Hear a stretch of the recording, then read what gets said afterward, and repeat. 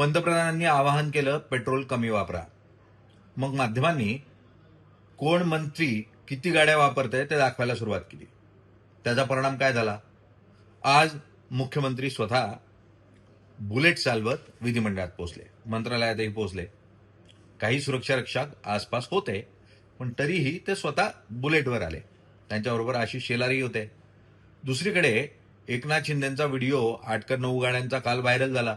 त्यानंतर एकनाथ शिंदे एकच सिक्युरिटी गाडी आणि एक ईव्ही घेऊन विधिमंडळात पोहोचले. नितेश राणे 23 का 24 गाड्यांचा व्हिडिओ आला होता. त्यानंतर नितेश राणेंनी थेट पायी येणं विधिमंडळामध्ये पसंत केलं. साहजिक आहे, जनभावना जी आहे ती राजकारण्यांच्या विरोधात जाते असं स्वरूपाचं चित्र तयार होतंय.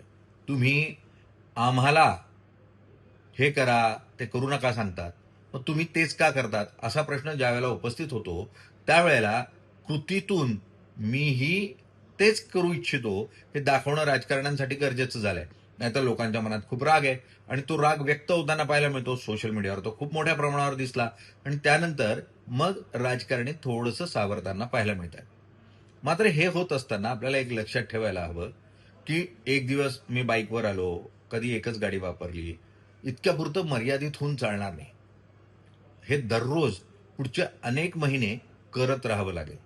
नाहीतर परत कोणता तरी व्हिडिओ समोर येणारच, मग पुन्हा टीका होणारच, विरोधकही टीका करणारच आणि त्यामुळे राजकारण्यांना जैसा बोले तैसा चाले असं वर्तन हे समाजात करून दाखवावं लागेल. तरच लोकांचा राजकारण्यांवर विश्वास राहील. नाहीतर म्हणे भाववाढीची शिक्षा आम्ही भोगायची आणि आम्ही भरलेल्या टॅक्सवर तुम्ही मजा करायची, हे काही जनतेला चालणार नाही.